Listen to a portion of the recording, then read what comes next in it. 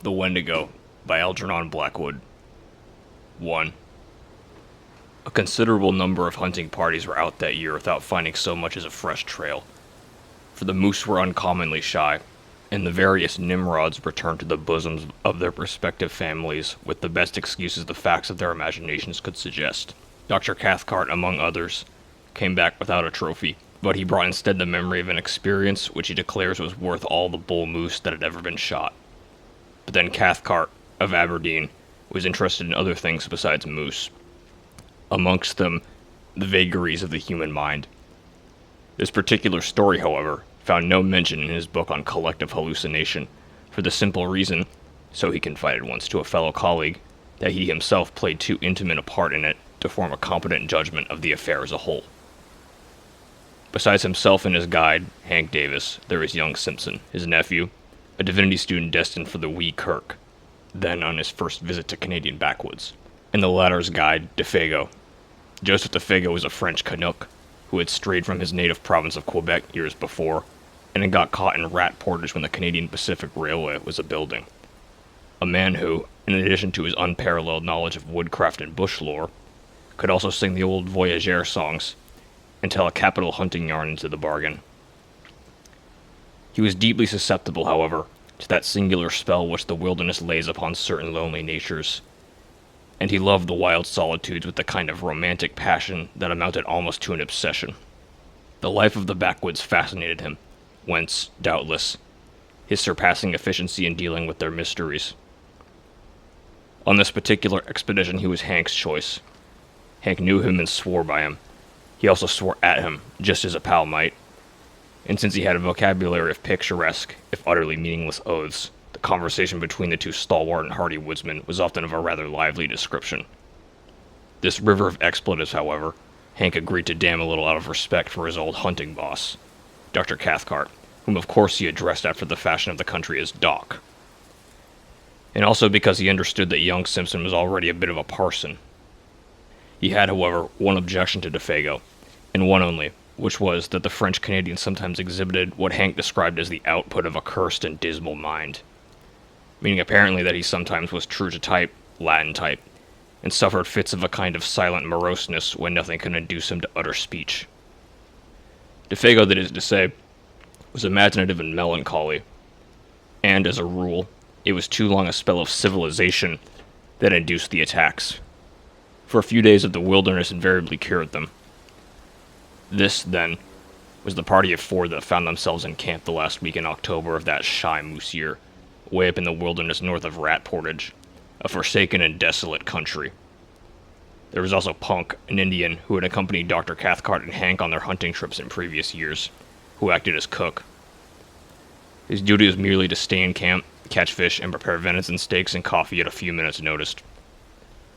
He dressed in the worn-out clothes bequeathed to him by former patrons, and, except for his coarse black hair and dark skin, he looked in these city garments no more like a real redskin than a stage Negro looks like a real African. For all that, however, Punk had in him still the instincts of his dying race. His taciturn silence and his endurance survived, also his superstition. The party around the blazing fire that night were despondent. For a week had passed without a single sign of recent moose discovering itself.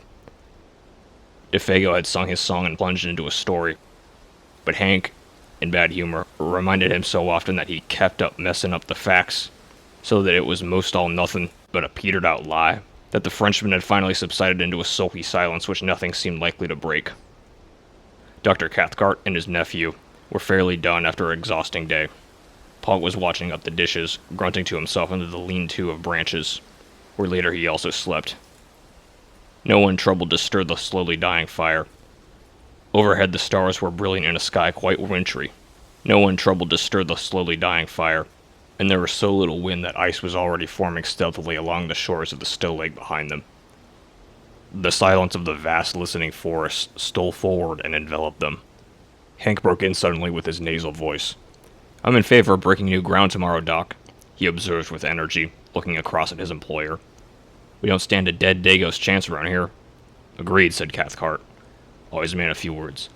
"I think the idea's good." "Sure, Pop, it's good," Hank resumed with confidence.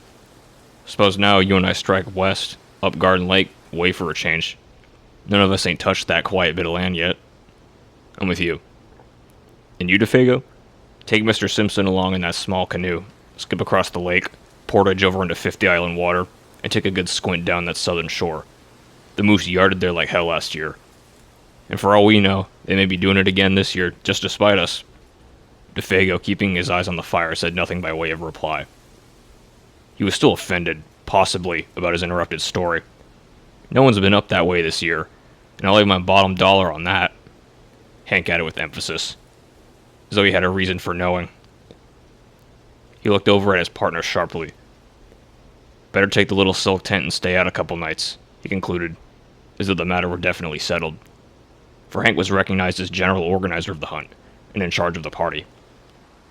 It seemed obvious to anyone that DeFago did not jump at the plan, but his silence seemed to convey something more than ordinary disapproval, and across his sensitive dark face there passed a curious expression, a flash of firelight. Not so quickly, however, that the three men had not time to catch it. He flunked for some reason, I thought. Simpson said afterwards in the tent he shared with his uncle. Dr. Cathcart made no immediate reply, although the look had interested him enough at the time for him to make a mental note of it. The expression had caused him a passing uneasiness he could not quite account for at the moment. But Hank, of course, had been the first to notice it, and the odd thing was that instead of becoming explosive or angry over the other's reluctance, he at once began to humor it. But there ain't no special reason why no one's been up there this year, he said in a perceptible hush in his tone. Not the reason you mean, anyway. Last year it was the fires that kept folks out, and this year I guess it just happened, so that's all. His manner was clearly meant to be encouraging. Joseph DeFago raised his eyes a moment, then dropped them again. A breath of wind stole out of the forest and stirred the embers into the passing blaze. Dr. Cathcart again noticed the expression in the guide's face, and he did not like it. But this time the nature of the look betrayed itself. In those eyes, for an instant, he caught the gleam of a man scared in his very soul. It disquieted him more than he cared to admit. "Bad Indians up that way?" he asked, with a laugh to ease the matters a little. While Simpson, too sleepy to notice this subtle byplay, moved off to bed with a prodigious yawn. "Or anything wrong with the country?" he added, when his nephew was out of hearing. Hank met his eye with something less than usual frankness. "He's just scared," he replied good-humoredly. "Scared stiff about some old fairy tale. That's all, ain't it, old pard?" And he gave DeFago a friendly kick on the moccasin foot that lay nearest the fire. DeFago looked up quickly, as if from interrupted reverie. A reverie, however, that had not prevented his seeing all that went around him. "Scared? Nothing," he answered, with a flush of defiance. "There's nothing in the bush that can scare Joseph DeFago, and don't you forget it." And the natural energy with which he spoke made it impossible to know whether he told the whole truth or only just part of it. Hank turned towards the doctor. He was just going to add something when he stopped abruptly and looked round. A sound, close behind them in the darkness, made all three start. It was old Punk, who had moved up from his lean-to while they talked and now stood there just beyond the circle of firelight, listening. "Another time, Doc," Hank whispered with a wink. "When the gallery ain't stepped down into the stalls." And, springing to his feet, he slapped the Indian on the back and cried noisily. "Come up to the fire and warm your dirty red skin a bit." He dragged him towards the blaze and threw more wood on. "That was a mighty good feed you give us. An hour or two back," he continued heartily, as though to set the man's thoughts on another scent. "And it ain't Christian to let you stand up there freezing your soul to hell while we're getting all good and toasted." Punk moved in and warmed his feet, smiling darkly at the other's volubility, which he only half understood, but saying nothing. And presently Dr. Cathcart, seeing that further conversation was impossible, followed his nephew's example and moved off to the tent, leaving the three men smoking over the now blazing fire. It is not easy to undress in a small tent without waking one's companion, and Cathcart, hardened and warm-blooded, as he was in spite of his 50-odd years, did what Hank would have described as considerable of his twilight in the open. He noticed during the process that Punk had meanwhile gone back to his lean-to, and that Hank and DeFago were at it hammer and tongs, or rather, hammer and anvil, the little French Canadian being the anvil. It was all very like the conventional staged picture of a Western melodrama, the fire lighting up their faces with patches of alternate red and black. DeFago, in slouched hat and moccasins in the part of the Badlands villain. Hank, open-faced and hatless, with that reckless fling of his shoulders. The honest and deceived hero. Old Punk, eavesdropping in the background, supplying the atmosphere of mystery. The doctor smiled as he noticed the details. But at the same time something deep within him, he hardly knew what, shrank a little, as though an almost imperceptible breath of warning had touched the surface of his soul and was gone again before he could seize it. Probably it was traceable to that scared expression he had seen in the eyes of DeFago. Probably, for this hint of fugitive emotion had otherwise escaped his usually so keen analysis. DeFago, he was vaguely aware, might cause trouble somehow. He was not as steady a guide as Hank, for instance. Further than that he could not get. He watched the men a moment longer before diving into the stuffy tent where Simpson already slept soundly. Hank, he saw, was swearing like a mad African in a New York Negro saloon, but it was the swearing of affection. The ridiculous oaths flew freely now that the cause of their obstruction was asleep. Presently he put his arm almost tenderly upon his comrade's shoulder, and they moved off together into the shadows where their tent stood faintly glimmering. Punk, too, a moment later followed their example and disappeared between his odorous blankets in the opposite direction. Dr. Cathcart then likewise turned in, weariness and sleep still fighting in his mind with an obscure curiosity to know what it was that had scared DeFago about the country up 50 Island Waterway. Wondering, too, why Punk's presence had prevented the completion of what Hank had to say. Then sleep overtook him. He would know tomorrow. Hank would tell him the story while they trudged after the elusive moose. Deep silence fell about the little camp, planted there so audaciously in the jaws of the wilderness. The lake gleamed like a sheet of black glass beneath the stars. The cold air pricked, and the draughts of night that poured their silent tide from the depths of the forest, with messages from distant ridges and from lakes just beginning to freeze. There lay already the faint, bleak odors of coming winter. White men, with their dull scent, might never have divined them. The fragrance of the wood fire would have concealed from these almost electrical hints of moss and bark and hardening swamp 100 miles away. Even Hank and DeFago, subtly in league with the soul of the woods as they were, probably would have spread their delicate nostrils in vain. But an hour later, when they all slept like the dead, old Punk crept from his blankets and went down to the shore of the lake like a shadow, silently, as only Indian blood could move. He raised his head and looked about him. The thick darkness rendered sight of small avail, but, like the animals, he possessed other senses that darkness could not mute. He listened, then sniffed the air. Motionless as a hemlock stem, he stood there. After 5 minutes again he lifted his head and sniffed, and yet once again. A tingling of the wonderful nerves that betrayed itself by no outer sign ran through him as he tasted the keen air. Then, merging his figure into the surrounding blackness in a way that only wild men and animals understand, he turned, still moving like a shadow, and went stealthily back to his lean-to in his bed. And soon after he slept.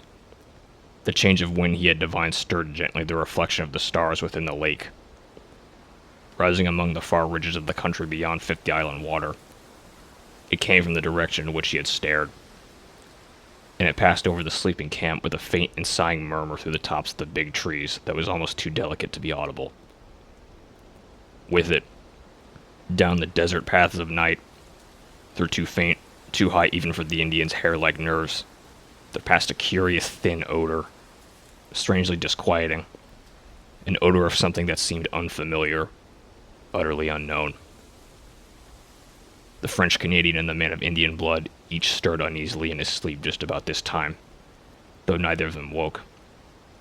Then the ghost of that unforgettably strange odor passed away, and was lost among the leagues of tenantless forest beyond.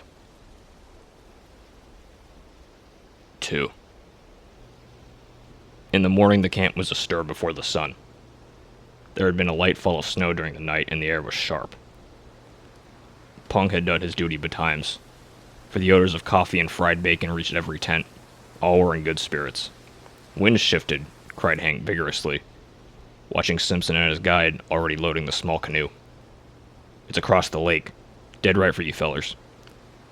And the snow will make bully trails. If there's any moose messing around up there, they'll not get so much as a tail-end scent of you with the wind as it is. Good luck, Monsieur Defago," he added, facetiously giving the name its French pronunciation for once. "Bonne chance." Defago returned the good wishes, apparently in the best of spirits, the silent mood gone. Before 8 o'clock, old Punk had the camp to himself. Cathcart and Hank were far along the trail that led westwards, while the canoe that carried Defago and Simpson, with silk tent and grub for 2 days, was already a dark speck bobbing on the bosom of the lake, going due east. The wintry sharpness of the air was tempered now by a sun that topped the wooded ridges and blazed with a luxurious warmth upon the world of lake and forest below. Loons flew, skimming through the sparkling spray that the wind lifted. Divers shook their dripping heads to the sun and popped smartly out of sight again. And as far as the eye could reach rose the leagues of endless, crowding bush, desolate in its lonely sweep and grandeur, untrodden by the foot of man, and stretching its mighty unbroken carpet right up to the frozen shores of Hudson Bay. Simpson, who saw it all for the first time as he paddled hard in the bows of the dancing canoe, was enchanted by its austere beauty. His heart drank in the sense of freedom and great spaces, just as his lungs drank in the cool and perfumed wind. Behind him in the stern seat, singing fragments of his native shanties, Defago steered the craft of birch bark like a thing of life, answering cheerfully all his companions' questions. Both were gay and light-hearted. On such occasions, men lose the superficial worldly distinctions. They become human beings working together for a common end. Simpson the employer, and Defago the employed, under these primitive forces, were simply two men, the guider and the guided. Superior knowledge, of course, assumed control, and the younger man fell without a second thought into the quasi-subordinate position. He never dreamed of objecting when Defago dropped the Mr. and addressed him as, say, Simpson or Simpson Boss, which was invariably the case before they reached the farther shore after a stiff paddle of 12 miles against a headwind. He only laughed and liked it, then ceased to notice it at all. For this divinity student was a young man of parts and character, though as yet, of course, untraveled, and on this trip, the first time he had seen any country but his own in little Switzerland, the huge scale of things somewhat bewildered him. It was one thing, he realized, to hear about primeval forests, but quite another to see them, while to dwell in them and seek acquaintance with their wildlife was, again, an initiation that no intelligent man can undergo without a certain shifting of personal values hitherto held for permanent and sacred. Simpson knew the first faint indication of this emotion when he held the new .303 rifle in his hands and looked across its pair of faultless gleaming barrels. The 3 days' journey to their headquarters by lake and portage had carried the process a stage further, and now that he was about to plunge beyond even the fringe wilderness where they were camped into the virgin heart of uninhabited regions as vast as Europe itself, the true nature of the situation stole upon him with an effect of delight and awe that his imagination was fully capable of appreciating. It was himself and Defago against a multitude, at least against a Titan. The bleak splendors of these remote and lonely forests rather overwhelmed him with the sense of his own littleness. That stern quality of the tangled backwoods, which can only be described as merciless and terrible, rose out of these far blue woods swimming upon the horizon, and revealed itself. He understood the silent warning. He realized his own utter helplessness. Only Defago, as a symbol of a distant civilization where man was master, stood between him and a pitiless death by exhaustion and starvation. It was thrilling to him, therefore, to watch Defago turn over the canoe upon the shore, pack the paddles carefully underneath, and then proceed to blaze the spruce stems for some distance on either side of an almost invisible trail, with the careless remark thrown in, "Say, Simpson, if anything happens to me, you'll find the canoe all correct by these marks, then strike due west into the sun to hit the home camp. Again, see?" It was the most natural thing in the world to say, and he said it without any noticeable inflection of the voice. Only it happened to express the youth's emotion at the moment, with an utterance that was symbolic of the situation and of his own helplessness as a factor in it. He was alone with Defago in a primitive world. That was all. The canoe, another symbol of man's ascendancy, was now to be left behind. Those small yellow patches, made on the trees by axe, were the only indications of its hiding place. Meanwhile, shouldering the packs between them, each man carrying his own rifle, they followed the slender trail over rocks and fallen trunks and across half-frozen swamps, skirting numerous lakes that fairly gemmed the forest, their borders fringed with mist, and towards 5 o'clock found themselves suddenly on the edge of the woods, looking out across a large sheet of water in front of them, dotted with pine-clad islands of all descriptible sizes and shapes. 50 Island water, announced Defego wearily. And the sun just going to dip his bald old head into it. He added, with unconscious poetry, and immediately they set about pitching camp for the night. In a very few minutes, under those skillful hands that never made a movement too much or movement too little, the silk tent stood taut and cozy, the beds of balsam boughs ready laid, and a brisk cooking fire burned with the minimum of smoke. While the young Scotsman cleaned the fish they had caught trolling behind the canoe, Defego guessed he would just as soon take a turn through the bush for indications of moose. May come across a trunk where they've been rubbed horns, he said, as he moved off, or feeding on the last of the maple leaves, and he was gone. His small figure melted away like a shadow in the dusk, while Simpson noted with a kind of admiration how easily the forest absorbed him into herself. A few steps, it seemed, and he was no longer visible. Yet there was little underbrush hereabouts. The trees stood somewhat apart, well spaced, and in the clearings grew silver birch and maple, spear-like and slender, against the immense stems of spruce and hemlock. But for occasional prostrate monsters, and the boulders of gray rock that thrust uncouth shoulders here and there out of the ground, it might well have been a bit of park in the old country. Almost, one might have seen it in the hand of man. And a little to the right, however, began the great burnt section, miles in extent, proclaiming its real character, brûlé, as it is called, where the fires of the previous year had raged for weeks, and the blackened stumps now rose gaunt and ugly, bereft of branches, like gigantic match heads stuck into the ground, savage and desolate beyond all words. The perfume of charcoal and rain-soaked ashes still hung faintly about it. The dusk rapidly deepened. The glades grew dark. The crackling of the fire and the wash of little waves along the rocky lake shore were the only sounds audible. The wind had dropped with the sun, and in all that vast world of branches nothing stirred. Any moment, it seemed, the woodland gods, who are to be worshipped in silence and loneliness, might stretch their mighty and terrific outlines along the trees. In front, through doorways pillared by huge straight stems, lay the stretch of 50 Island water, a crescent-shaped lake some 15 miles from tip to top, and perhaps 5 miles across where they camped. A sky of rose and saffron, more clear than any atmosphere Simpson had ever known, still dropped its pale, streaming fires across the waves, where the islands, 100 surely, rather than 50, floated like fairy barks on some enchanted fleet, fringed with pines, whose crests fingered most delicately the sky.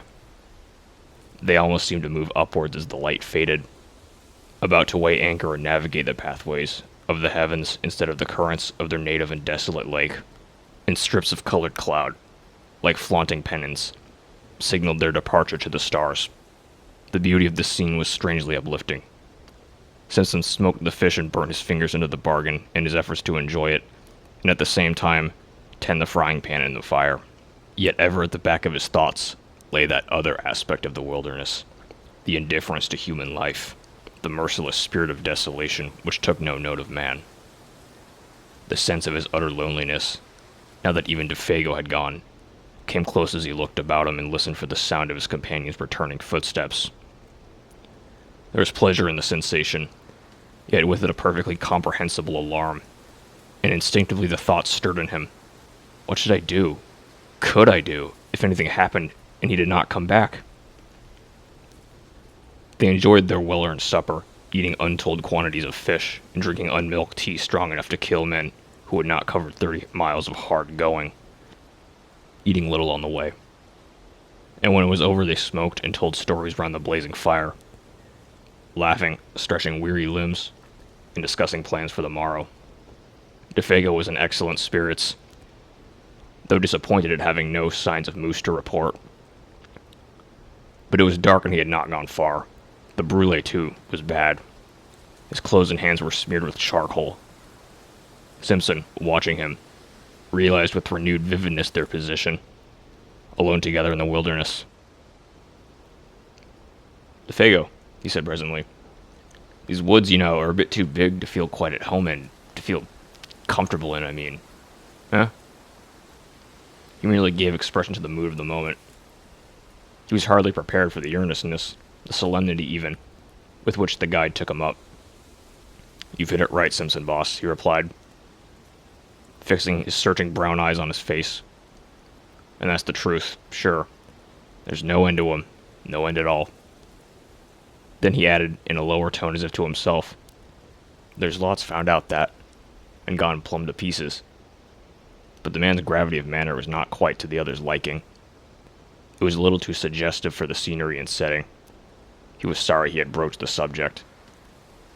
He remembered suddenly how his uncle had told him that men were sometimes stricken with the strange fever of the wilderness, when the seduction of the uninhabited wastes caught them so fiercely that they went forth, half fascinated, half deluded, to their death. And he had a shrewd idea that his companion held something in sympathy to that queer type. He led the conversation on to other topics, onto Hank and the doctor, for instance, and the natural rivalry to who should get first sight of moose. "If they went due west," observed DeFago carelessly, "there's 60 miles between us now, with old Punk at Halfway House eating himself full to bustin' with fish and coffee." They laughed together over the picture. But the casual mention of those 60 miles again made Simpson realize the prodigious scale of this land where they hunted. 60 miles was a mere step, 200 little more than a step. Stories of lost hunters rose persistently before his memory. The passion and mystery of homeless and wandering men, seduced by the beauty of great forests, swept his soul in a way too vivid to be quite pleasant. He wondered vaguely whether it was the mood of his companion that invited the unwelcome suggestion with such persistence. "Sing us a song, DeFago, if you're not too tired," he asked. "One of those old voyageur songs you sang the other night." He handed his tobacco pouch to the guide and then filled his own pipe, while the Canadian, nothing loth, set his light voice across the lake in one of those plaintive, almost melancholy chanties, with which lumbermen and trappers lessen the burden of their labor. There was an appealing and romantic flavor about it, something that recalled the atmosphere of the old pioneer days when Indians and wilderness were leagued together, battles frequent, and the old country farther off than it is today.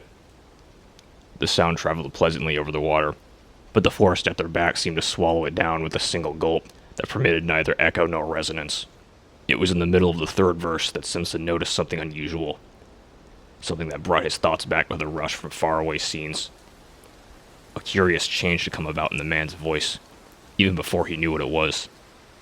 Uneasiness caught him, and looking up quickly he saw that DeFago, though still singing, was peering about him into the bush, as though he heard or saw something. His voice grew fainter, dropped to a hush, then ceased altogether. The same instant, with a movement amazingly alert, he startled to his feet and stood upright, sniffing the air, like a dog scenting game. He drew the air into his nostrils in short, sharp breaths, turning quickly as he did so, in all directions, and finally pointing down the lake shore, eastward. It was dramatic. Simpson's heart fluttered disagreeably as he watched it. "Lord, man, how you made me jump," he exclaimed, on his feet behind him the same instant, and peering over his shoulder into the sea of darkness. "What's up? Are you frightened?" Even before the question was out of his mouth, he knew it was foolish, for any man with a pair of eyes in his head could see that the Canadian had turned white down to his very gills. Not even sunburn and the glare of the fire could hide that. The student felt himself trembling a little, weakish in the knees. "What's up?" he repeated quickly. "You smell a moose? Or anything queer? Anything wrong?" He lowered his voice instinctively. The forest pressed round them with its encircling wall. The nearer tree stems gleamed like bronze in the firelight. Beyond that, blackness, and so far as he could tell, a silence of death. Just behind them, a passing puff of wind lifted a single leaf, looked at it, then laid it softly down again without disturbing the rest of the covey. It seemed as if a million invisible causes had combined just to produce that single visible effect. Other life pulsed about them, and was gone. DeFago turned abruptly, The livid hue of his face had turned to a dirty gray. "I never said I heard or smelled nothing," he said slowly and emphatically, in an oddly altered voice that conveyed somehow a touch of defiance. "I was only taking a look round, so to speak. It's always a mistake to be too previous with your questions." Then he added suddenly with obvious effort, in his more natural voice, "Have you got the matches, Boss Simpson?" and proceeded to light the pipe he had half filled just before he began to sing. Without speaking another word, they sat down again by the fire. Defago changing his side so that he could face the direction the wind came from. For even a tenderfoot could tell that. Defago changed his position in order to hear and smell all there was to be heard and smelt. And since he now faced the lake with his back to the trees, it was evidently nothing in the forest that had sent so strange and sudden a warning to his marvelously trained nerves. "Guess now I don't feel like singing any," he explained presently of his own accord. "That song kind of brings back memories that's troublesome to me. I never ought to have begun it. It sets me imagining things, see?" Clearly the man was still fighting with some profoundly moving emotion. He wished to excuse himself in the eyes of the other, but the explanation, in that it was only a part of the truth, was a lie. And he knew perfectly well that Simpson was not deceived by it, for nothing could explain away the livid terror that had dropped over his face while he stood there sniffing the air. And nothing, no amount of blazing fire or chatting on ordinary subjects, could make that camp exactly as it had been before. The shadow of an unknown horror, naked if unguessed, that had flashed for an instant in the face and gestures of the guide, had also communicated itself vaguely, and therefore more potently, to his companion. The guide's visible efforts to disseminate the truth only made things worse. Moreover, to add to the younger man's uneasiness was the difficulty, nay the impossibility, he felt of asking questions, and also his complete ignorance as to the cause. Indians, wild animals, forest fires, all these he knew, were wholly out of the question. His imagination searched vigorously, but in vain. Yet somehow or other, after another long spell of smoking, talking and roasting themselves before the great fire, the shadow that had so suddenly invaded their peaceful camp began to shift. Perhaps Defago's efforts, or the return of his quiet and normal attitude accomplished this. Perhaps Simpson himself had exaggerated the affair out of all proportion to the truth. Or possibly the vigorous air of the wilderness brought its own powers of healing. Whatever the cause, the feeling of immediate horror seemed to have passed away as mysteriously as it had come, for nothing occurred to feed it. Simpson began to feel that he had permitted himself the unreasoning terror of a child. He put it down partly to a certain subconscious excitement that this wild and immense scenery generated in his blood, partly to the spell of solitude, and partly to over-fatigue. That pallor in the guide's face was, of course, uncommonly hard to explain, yet it might have been due in some way to an effect of firelight, or his own imagination. He gave it the benefit of the doubt. He was Scotch. When a somewhat unordinary emotion has disappeared, the mind always finds a dozen ways of explaining away its causes. Simpson lit a last pipe and tried to laugh to himself. On getting home to Scotland, it would make quite a good story. He did not realize that this laughter was a sign that terror still lurked in the recesses of his soul. That, in fact, it was merely one of the conventional signs by which a man, seriously alarmed, tries to persuade himself that he is not so. Defago, however, heard that low laughter and looked up with surprise on his face. The two men stood side by side, kicking the embers about before going to bed. It was 10 o'clock, a late hour for hunters to still be awake. "What's tickling you?" he asked in his ordinary tone, yet gravely. I was thinking of our little toy woods at home, just at that moment," stammered Simpson, coming back to what really dominated his mind, and startled by the question, and comparing them to all this, and he swept his arm round to indicate the bush. A pause followed in which neither of them said anything. "All the same, I wouldn't laugh about it if I was you," Defago added, looking over Simpson's shoulder into the shadows. "There's places in there nobody won't ever see into. Nobody knows what lives in there either." Too big? Too far off? The question in the guide's manner was immense and horrible. Defago nodded. The expression on his face was dark.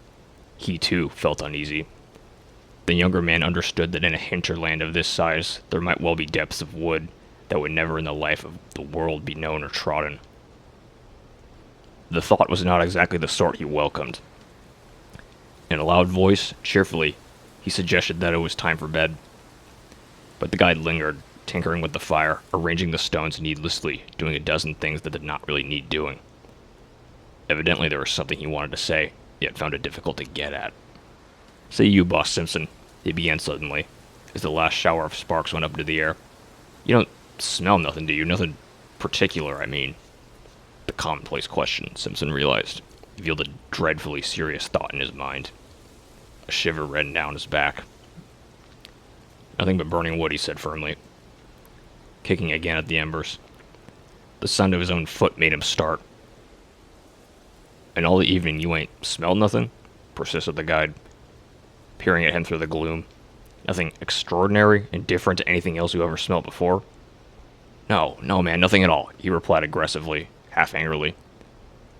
DeFago's face cleared. "That's good," he exclaimed with evident relief. "That's good to hear." "Have you?" asked Simpson sharply, and at the same instant regretted the question. The Canadian came closer in the darkness. He shook his head. "I guess not," he said, though without overwhelming conviction. "It must have been just that song of mine that did it. It's the song they sing in lumber camps and godforsaken places like that, when they're scared the Wendigos somewhere around, doing a bit of swift traveling." "And what's the Wendigo?" Simpson asked quickly, irritated because he could not prevent that sudden shiver of the nerves.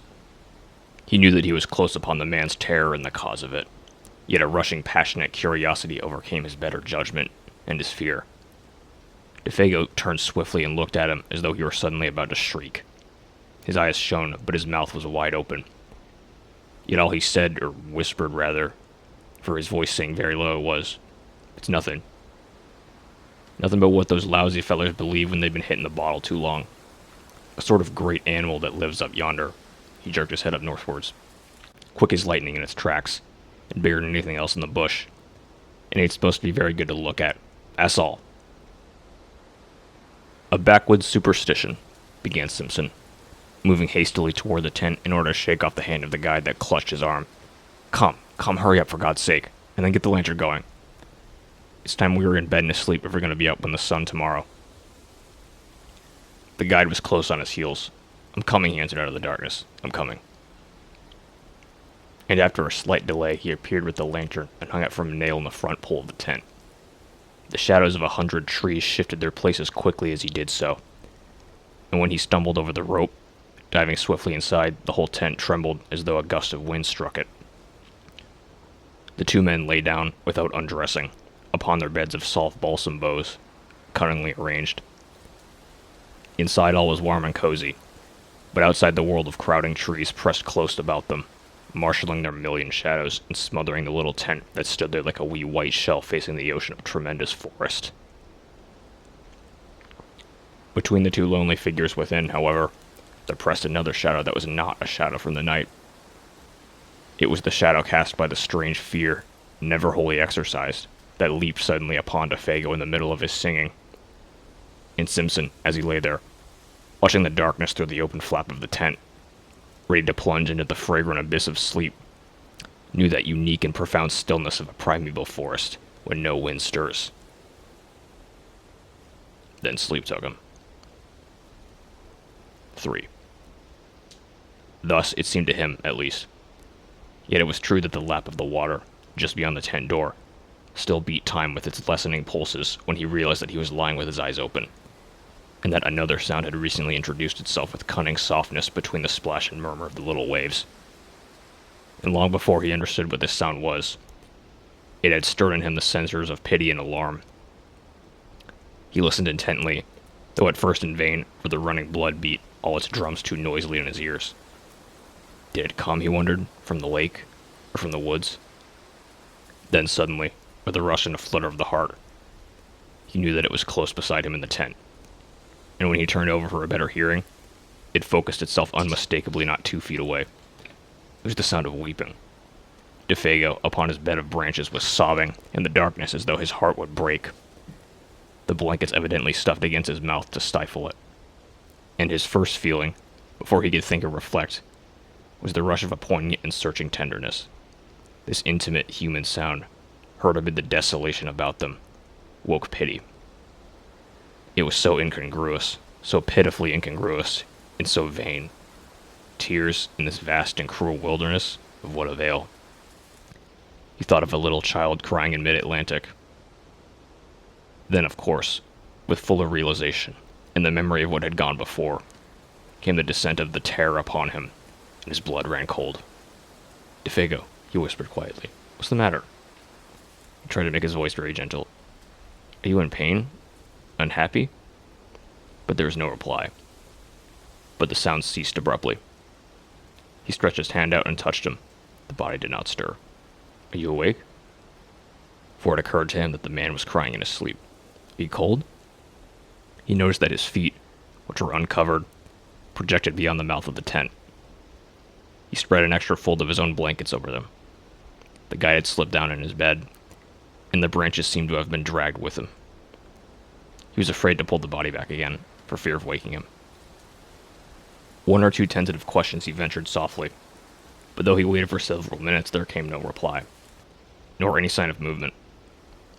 Presently he heard his regular and quiet breathing, and putting his hand gently on the breast, he felt the steady rise and fall beneath. "Let me know if anything's wrong," he whispered, "or if I can do anything. Wake me at once if you feel queer."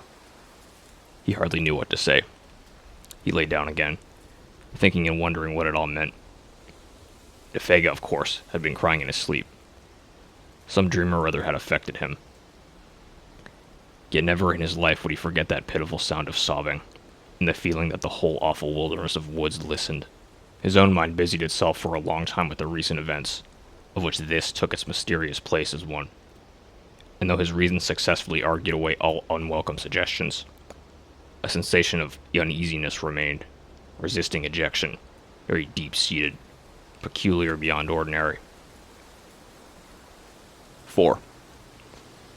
But sleep, in the long run, proves greater than all emotions. His thoughts soon wandered again. He lay there, warm as toast, exceedingly weary. The night soothed and comforted, blunting the edges of memory and alarm. Half an hour later he was oblivious of everything in the outer world about him. Yet sleep, in this case, was his great enemy, concealing all approaches, smothering the warning of his nerves. As sometimes, in a nightmare, events crowd upon each other's heels with a conviction of dreadfulest reality. Yet some inconsistent detail accuses the whole display of incompleteness and disguise. So the events that now followed, though they actually happened, persuaded the mind somehow that the detail which could explain them had been overlooked in the confusion, and that therefore they were partly true, the rest delusion. At the back of the sleeper's mind, something remains awake, ready to let slip the judgment. All this is not quite real. When you wake up, you'll understand. And thus, in a way, it was with Simpson. The events, not wholly inexplicable or incredible in themselves, yet remained for the man who saw and heard them a sequence of separate facts of cold horror, because the little piece that might have made the puzzle clear lay concealed or overlooked. So far as he can recall, it was a violent movement, running downwards through the tent towards the door, that first woke him and made him aware that his companion was sitting bolt upright beside him, quivering.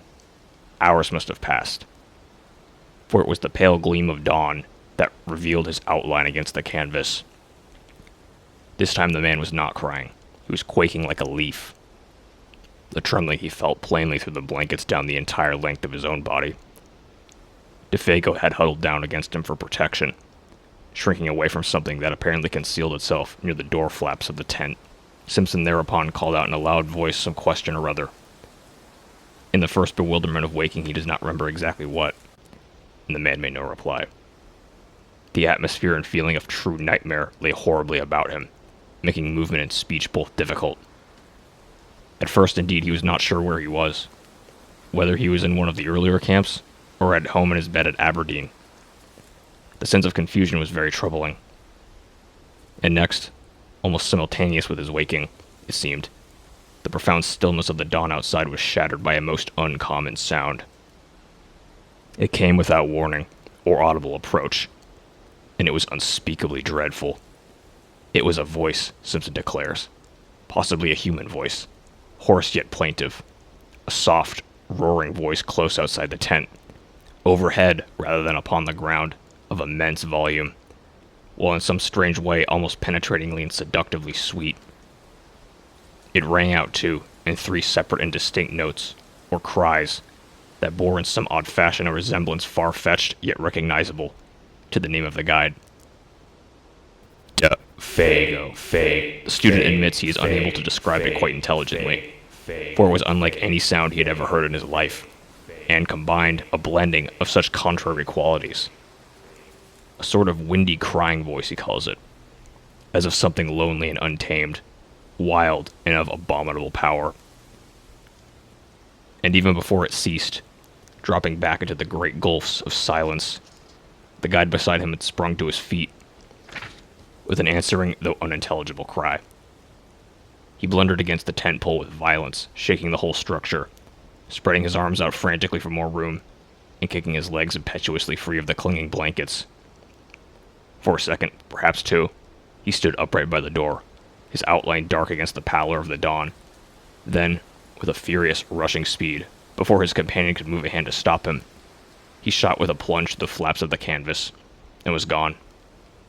And as he went, so astonishingly fast that the voice could actually be heard dying in the distance, he called aloud in tones of anguished horror that at the same time held something strangely like a frenzied exultation of delight. Oh, my feet of fire, my burning feet of fire. Oh, this height and fiery speed. And then the distance quickly buried it, and the deep silence of very early morning descended upon the forest as before. It had all come about with such rapidity that, but for the evidence of the empty bed beside him, Simpson could almost have believed it to be the memory of a nightmare carried over from sleep. He still felt the warm pressure of that vanished body against his side. There lay the twisted blankets in a heap. The very tent yet trembled with the vehemence of impetuous departure.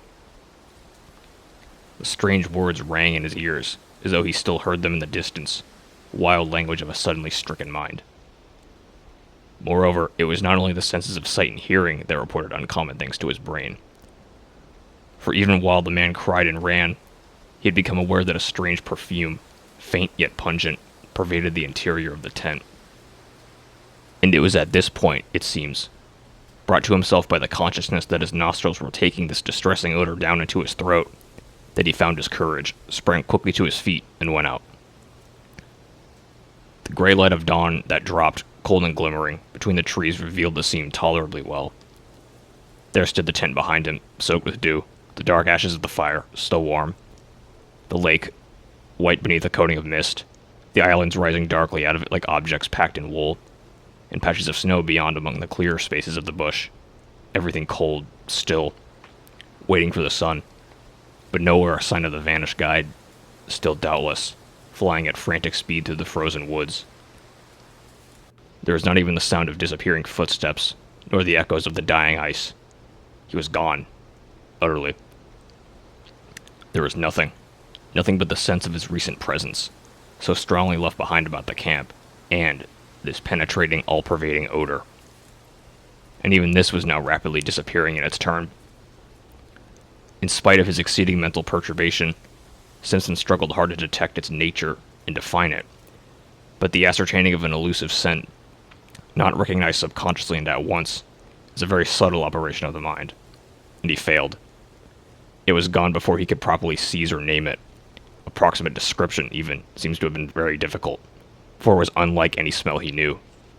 Acrid, rather, not unlike the odor of a lion, he thinks, yet softer and not wholly unpleasing, with something almost sweet in it that reminded him of the scent of decaying garden leaves, earth, and the myriad, nameless perfumes that make up the odor of a big forest.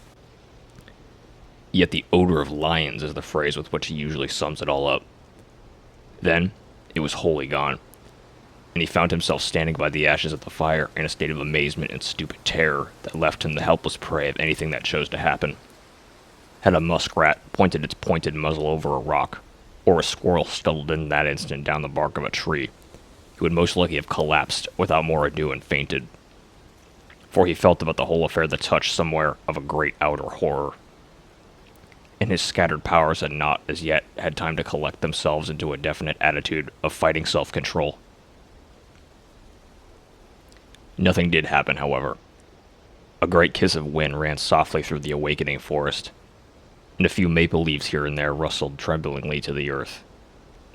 Simpson felt the cool air upon his cheek and uncovered head, realized that he was shivering with the cold, and, making a great effort, realized next that he was alone in the bush, and that he was called upon to take immediate steps to find and succor his vanished companion.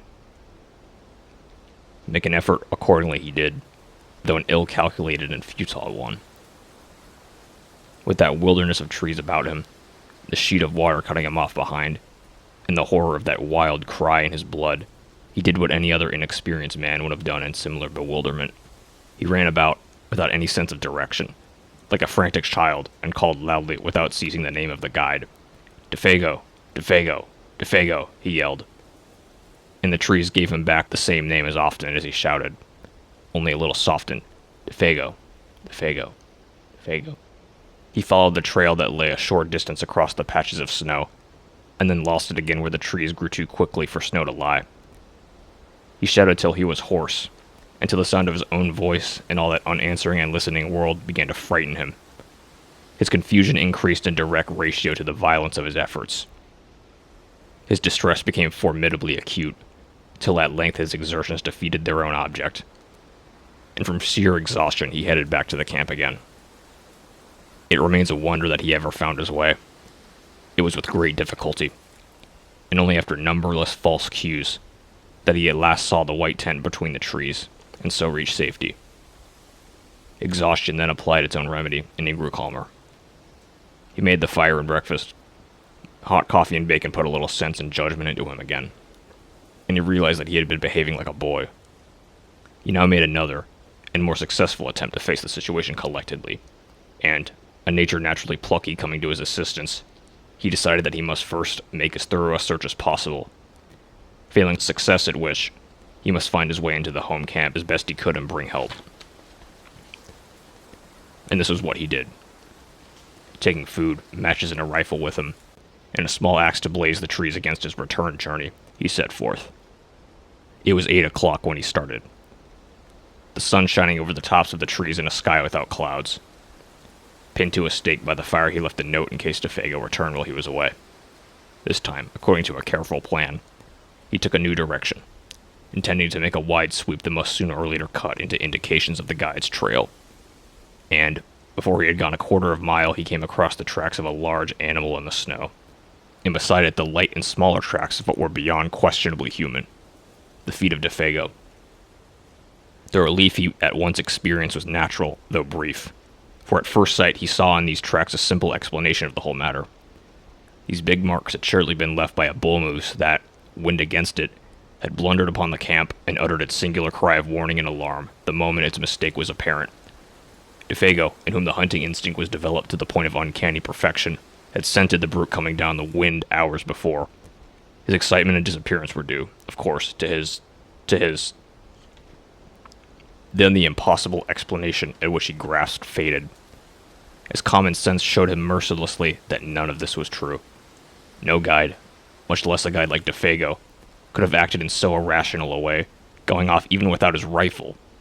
The whole affair demanded a far more complicated elucidation when he remembered the details of it all. The cry of terror, the amazed language, the gray face of horror when his nostrils first caught the new odor, that muffled sobbing in the darkness, and, for this, too, now came back to him dimly, the man's original aversion for this particular bit of country. Besides, now that he examined them closer, these were not the tracks of a bull moose at all. Hank had explained to him the outline of a bull's hooves, or a cow's, or calves too, for that matter. He had drawn them clearly on a strip of birch bark, and these were wholly different.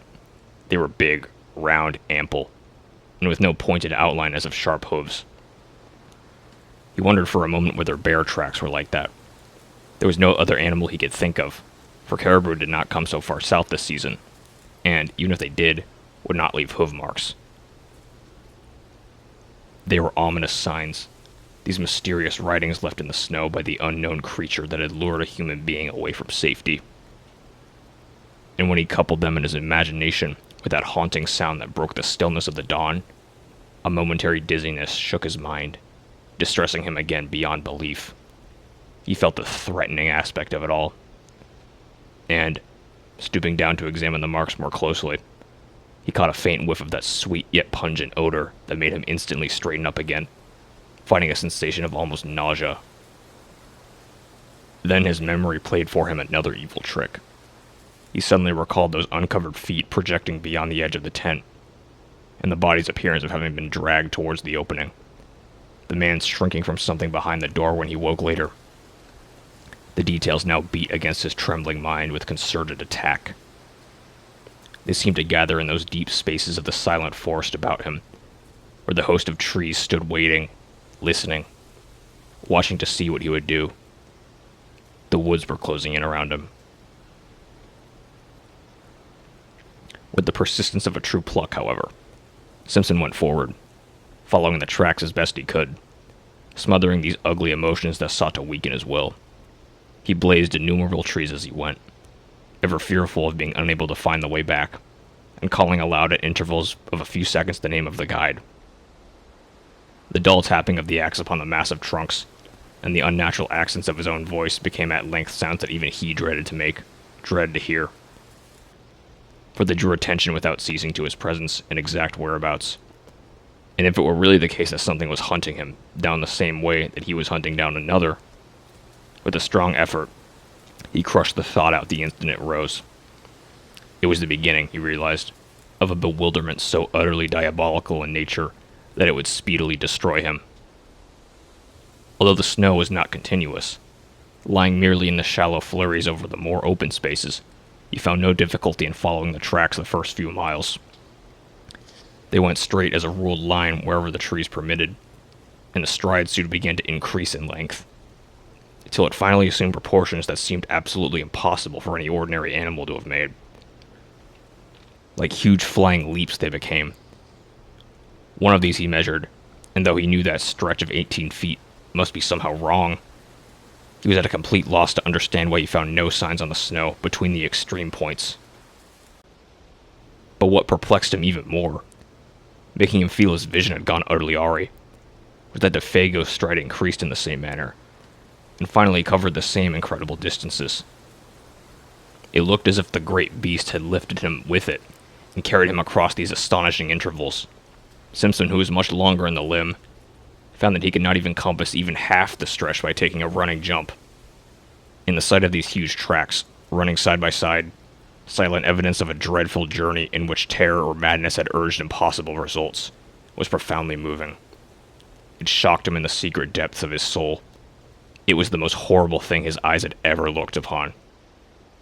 He began to follow them mechanically, absent-mindedly almost, ever peering over his shoulder to see if he, too, were being followed by something with a gigantic tread. And soon it came about that he no longer quite realized what it was they signified. These impressions left upon the snow, by something nameless and untamed, always accompanied by the footmarks of the little French Canadian, his guide, his comrade, the man who had shared his tent a few hours before, chatting, laughing, even singing by his side. 5. For a man of his years and inexperience, only a canny Scot, perhaps, grounded in common sense and established in logic, could have preserved even that measure of balance that this youth somehow or other did manage to preserve through the whole adventure. Otherwise, two things he presently noticed. While forging pluckily ahead, he must have sent him headlong back to the comparative safety of his tent, instead of only making his hands close more tightly upon the rifle stock, while his heart, trained for the wee kirk, sent a wordless prayer, winging its way to heaven. Both tracks, he saw, had undergone a change. And this change, so far as it concerned the footsteps of the man, was in some undecipherable manner appalling. It was in the bigger tracks that when he first noticed this, and for a long time he could not quite believe his eyes. Was it the blown leaves that produced odd effects of light and shade? Or that the dry snow, drifting like finely ground ice around the edges, cast shadows and highlights? Or was it actually the fact that the great marks had become faintly colored? For round about the deep, plunging holes of the animal, there now appeared a mysterious reddish tinge that was more like an effect of light than anything that dyed the substance of the snow itself. Every mark had it, and had it increasingly. This indistinct fiery tinge that painted a new touch of ghastliness into the picture. But when, wholly unable to explain or credit it, he turned his attention to the other tracks to discover if they, too, bore similar witness. He noticed that these had meanwhile undergone a change that was infinitely worse, and changed with far more horrible suggestion. For in the last 100 yards or so, he saw that they had grown gradually into the semblance of the parent tread.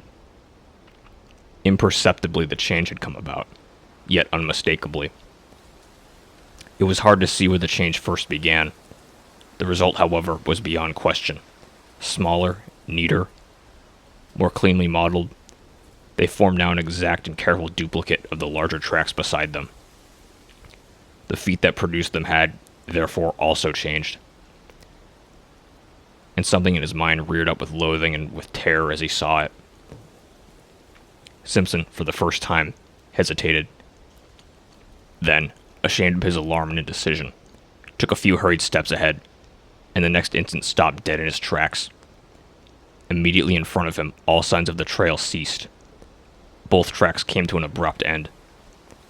On all sides, for 100 yards and more, he searched in vain for the last indication of their continuance. There was nothing. The trees were very thick there. Big trees, all of them. Spruce, cedar, hemlock. There was no underbrush. He stood, looking about him, all distraught, bereft of any power of judgment. Then he set to work to search again, and yet again, but always with the same result. Nothing. The feet that printed the surface of the snow, thus far had now, apparently, left the ground. And it was in that moment of distress and confusion that the whip of terror laid its most nicely calculated lash upon his heart. It dropped him with deadly effect upon the sorest spot of all, completely unnerving him. He had been secretly dreading all the time that it would come, and come it did. Far overhead, muted by great height and distance, strangely thin and wailing, he heard the crying voice of Defago, the guide. The sound dropped upon him, out of that still, wintry sky with an effect of dismay and terror unsurpassed. The rifle fell to his feet. He stood motionless an instant, listening as it were with his whole body, then staggering back against the nearest tree for support, disorganized hopelessly in his mind and spirit. To him, in that moment, it seemed the most shattering and dislocating experience he had ever known, so that his heart emptied itself of all feeling whatsoever as by a sudden draught. Oh, this fiery height! Oh, my feet of fire! My burning feet of fire! Ran in far, beseeching accents of indescribable appeal, this voice of anguish down the sky. Once it called, then silent through all the listening wilderness of trees. And Simpson, scarcely knowing what he did, presently found himself running wildly to and fro, searching, calling, tripping over roots and boulders, and flinging himself in a frenzy of undirected pursuit after the caller. Behind the screen of memory and emotion, with which experience veils events, he plunged, distracted and half deranged, picking up false lights like ships at sea, terror in his eyes and heart and soul.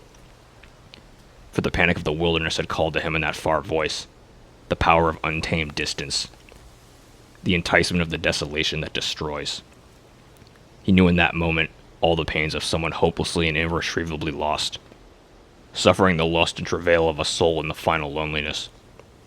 A vision of Defago, eternally hunted, driven and pursued across the skyey vastness of those ancient forests, fled like a flame across the dark ruin of his thoughts.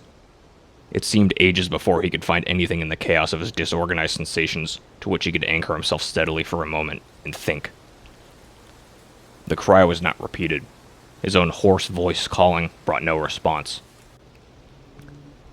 The inscrutable forces of the wild had summoned their victim beyond recall and held him fast. Yet he searched and called, it seemed, for hours afterwards.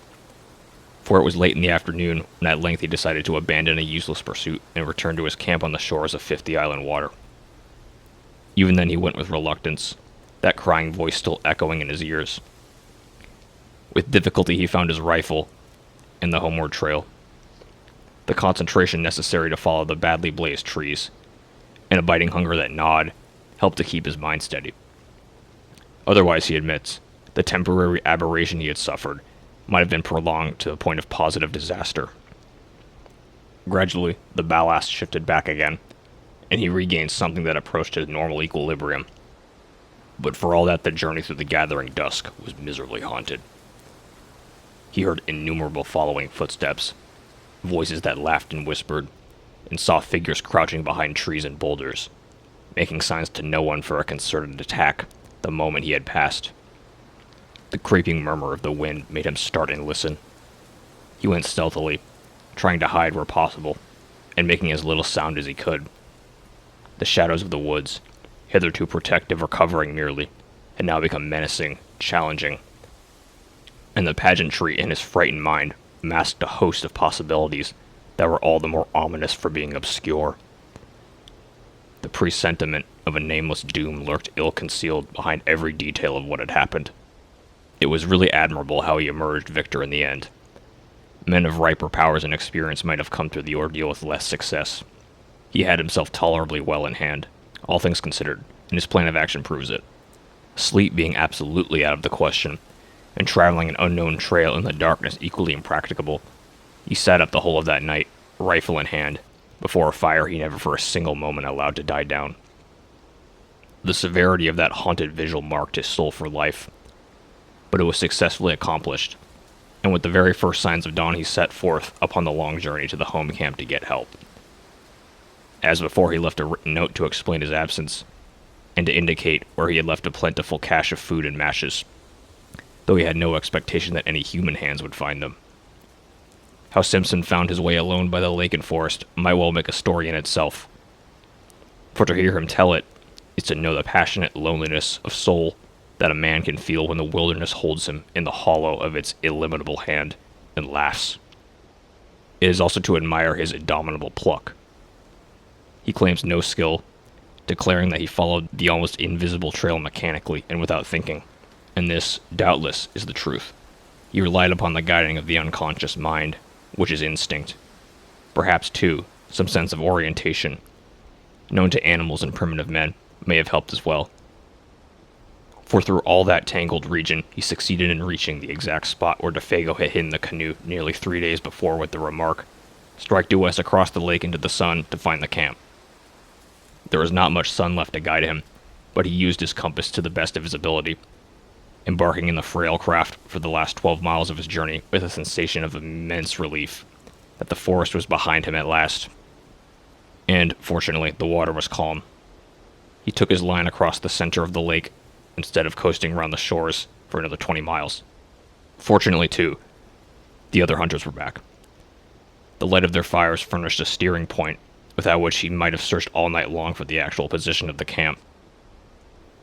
It was very close upon midnight all the same, when his canoe grated on the sandy cove, and Hank, Punk, and his uncle, disturbed in their sleep by his cries, ran quickly down and helped a very exhausted and broken specimen of Scotch humanity over the rocks toward a dying fire. 6. The sudden entrance of his prosaic uncle into this world of wizardry and horror that had haunted him without interruption now for 2 days and 2 nights had the immediate effect of giving to the affair an entirely new aspect. The sound of that crisp, "Hello, my boy, and what's up now?" and the grasp of that dry and vigorous hand introduced another standard of judgment. A revulsion of feeling washed through him. He realized that he had let himself go rather badly. He even felt vaguely ashamed of himself. The native hard-headedness of his race reclaimed him, and this doubtless explains why he found it so hard to tell that group round the fire everything. He told enough, however, for the immediate decision to be arrived at that a relief party must start at the earliest possible moment, and that Simpson, in order to guide it capably, must first have food and, above all, sleep. Dr. Cathcart, observing the lad's condition more shrewdly than his patient knew, gave him a very slight injection of morphine. For 6 hours he slept like the dead. From the description carefully written out afterwards by this student of divinity, it appears that the account he gave to the astonished group omitted sundry vital and important details. He declares that, with his uncle's wholesome, matter-of-fact countenance staring him in the face, he simply had not the courage to mention them. Thus, all the search party gathered, it would seem, was that Defago had suffered in the night an acute and inexplicable attack of mania, had imagined himself called by someone or something, and had plunged into the bush after it without food or rifle, or he must die a horrible and lingering death by cold and starvation, unless he could be found and rescued in time. In time, moreover, meant at once. In the course of the following day, however, they were off by 7, leaving Punk in charge with instructions to have food and fire always ready. Simpson found it possible to tell his uncle a good deal more of the story's true inwardness, without divining that it was drawn out of him as a matter of fact by a very subtle form of cross-examination. By the time they reached the beginning of the trail, where the canoe was laid up against the return journey, he had mentioned how Defago spoke vaguely of something he called a Wendigo, how he cried in his sleep, how he imagined an unusual scent about the camp, and had portrayed other symptoms of mental excitement. He also admitted the bewildering effect of that extraordinary odor upon himself, pungent and acrid like the odor of lions. And by the time they were within an easy hour of 50 Island water, he had let slip the further fact, a foolish avowal of his own hysterical condition, as he felt afterwards, that he had heard the vanished guide call for help. He omitted the singular phrases used, for he simply could not bring himself to repeat the preposterous language. Also, while describing how the man's footsteps in the snow had gradually assumed an exact miniature likeness of the animal's plunging tracks, he left out the fact that they measured a wholly incredible distance. It seemed a question, nicely balanced between individual pride and honesty, what he should reveal and what suppress. He mentioned the fiery tinge in the snow, for instance, yet shrank from telling that body in bed had been partly dragged out of the tent, with the net result that Dr. Cathcart, adroit psychologist that he fancied himself to be, had assured him clearly enough exactly where his mind, influenced by loneliness, bewilderment, and terror, had yielded to the strain and invited delusion. While praising his conduct, he managed at the same time to point out where, when, and how his mind had gone astray. He made his nephew think himself finer than he was by judicious praise, yet more foolish than he was by minimizing the value of the evidence. Like many other immaterialists, that is, he lied cleverly on the basis of insufficient knowledge, because the knowledge supplied seemed to its own particular intelligence inadmissible. The spell of these terrible solitudes, he said, cannot leave any mind untouched, any mind, that is, possessed of the higher imaginative qualities. It has worked upon yours exactly as it worked upon my own when I was your age. The animal that haunted your little camp was undoubtedly a moose, for the belling of a moose may have, sometimes, a very particular quality of sound. The colored appearance of the big tracks was obviously a defect of vision in your own eyes produced by excitement. The size and stretch of the tracks we shall prove when we shall come to them. But the hallucination of an audible voice, of course, is one of the commonest forms of delusion due to mental excitement. An excitement, my dear boy, perfectly excusable, and, let me add, wonderfully controlled by you under the circumstances. For the rest, I am bound to say, you have acted with a splendid courage, for the terror of feeling oneself lost in this wilderness is nothing short of awful, and had I been in your place, I don't for a moment believe I could have behaved with 1/4 of your wisdom and decision. The only thing I find it uncommonly difficult to explain is that damned odor. It made me sick, I assure you, declared his nephew, positively dizzy. His uncle's attitude of calm omniscience, merely because he knew more psychological formulae, made him slightly defiant. It was so easy to be wise in the explanation of an experience one has not personally witnessed. A kind of desolate and terrible odor is the only way I can describe it, he concluded, glancing at the features of the quiet, unemotional man beside him. I can only marvel, was the reply, that under the circumstances, it did not seem to you even worse. The dry words Simpson knew hovered between the truth and his uncle's interpretation of the truth. And so at last they came to the little camp and found the tent still standing, the remains of the fire, and the piece of paper pinned to a stake beside it, untouched. The cache, poorly contrived by inexperienced hands, however, had been covered and opened by muskrats, mink, and squirrel. The matches lay scattered about the opening, but the food had been taken to the last crumb. Well, fellers, he ain't here, exclaimed Hank loudly after his fashion. And that's as certain as the coal supply down below.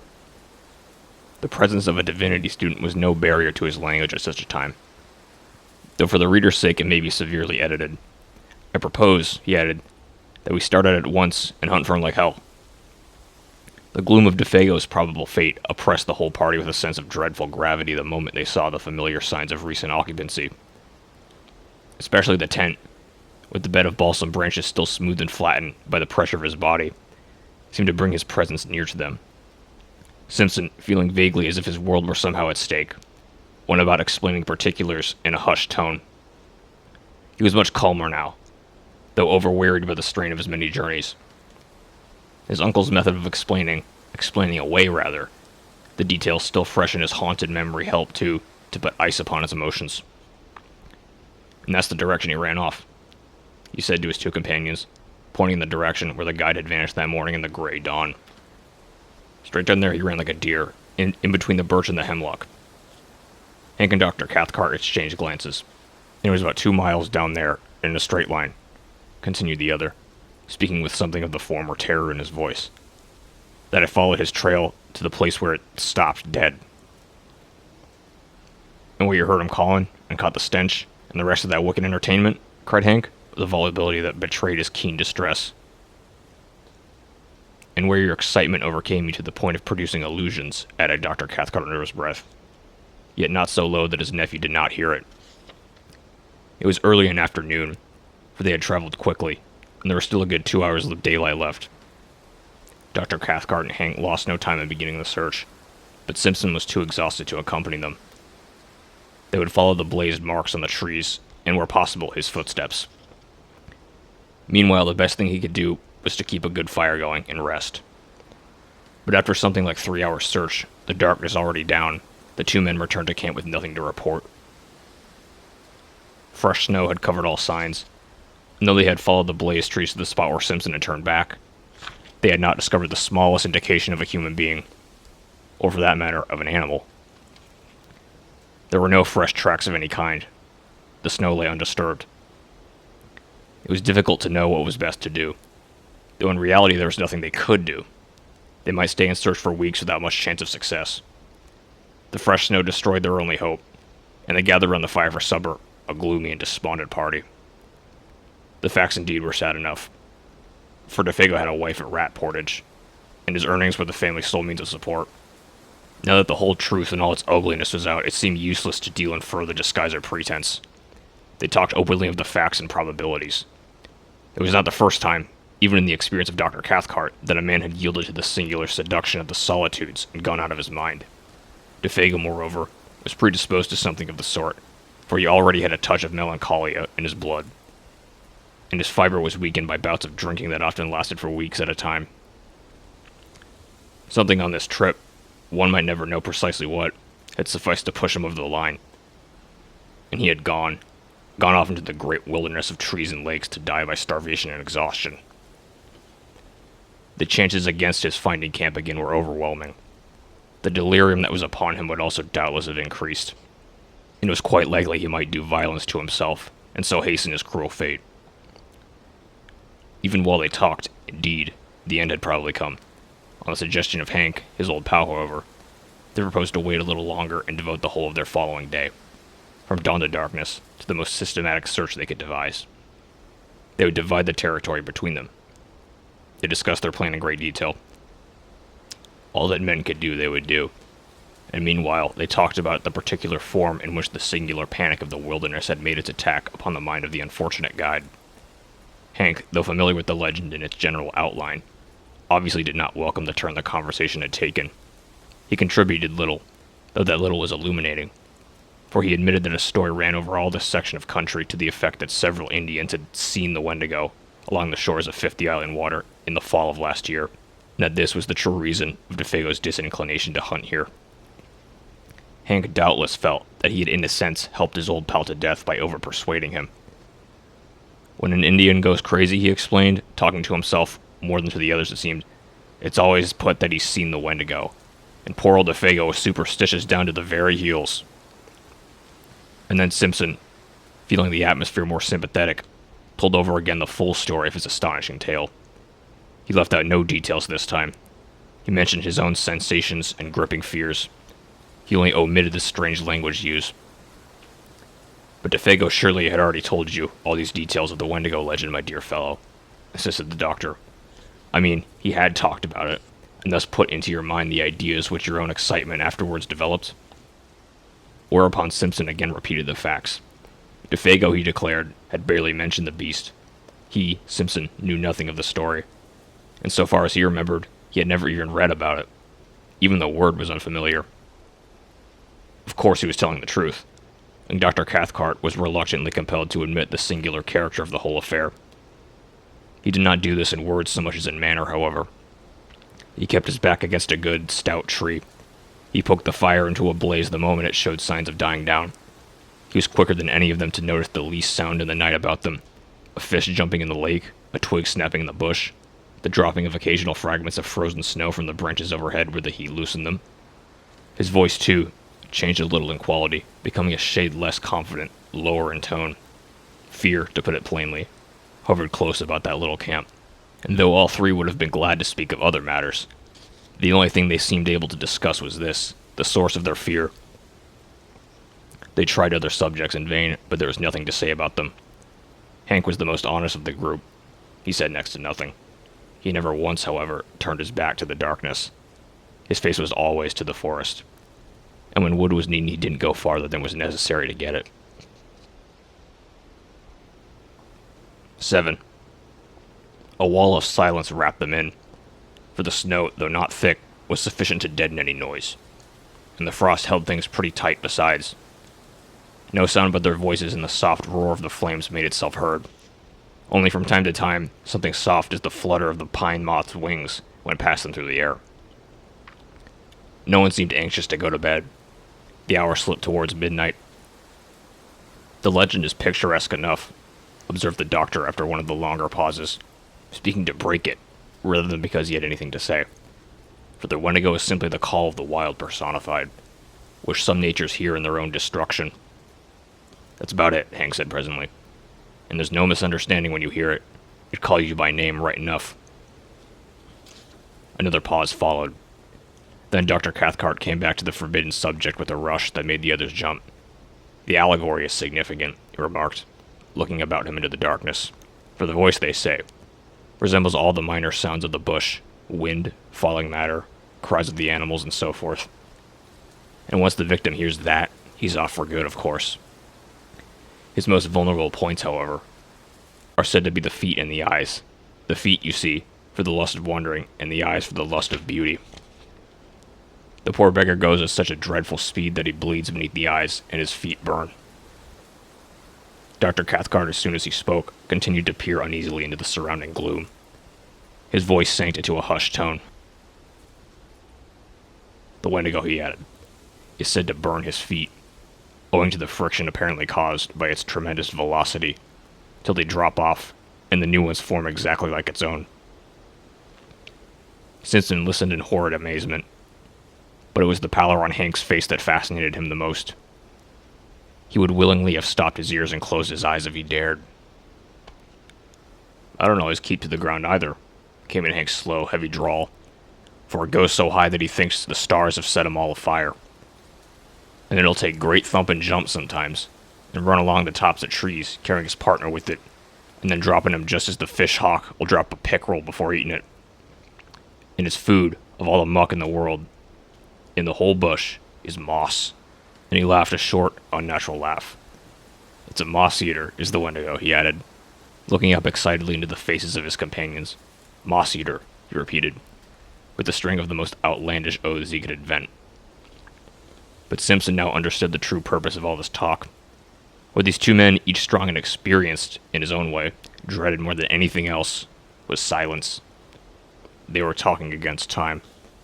They were also talking against darkness, against the invasion of panic, against the admission reflection might bring that they were in an enemy's country, against anything in fact, rather than allow their inmost thoughts to assume control.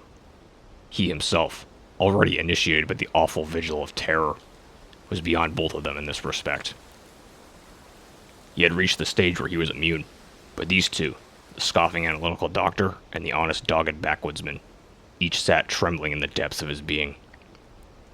Thus the hours passed, and thus, with lowered voices and a kind of taut inner resistance of spirit, this little group of humanity sat in the jaws of the wilderness and talked foolishly of the terrible and haunting legend.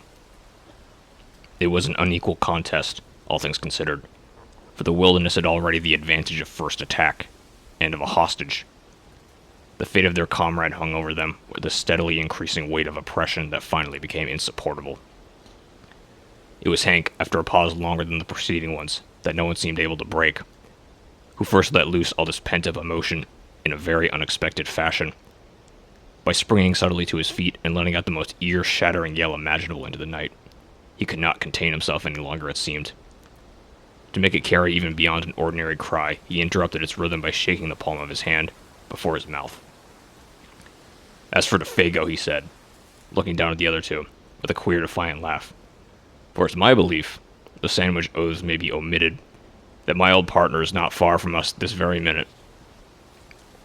There was a vehemence and recklessness about his performance that made Simpson, too, start to his feet in amazement, and betrayed even the doctor into letting the pipe slip from between his lips.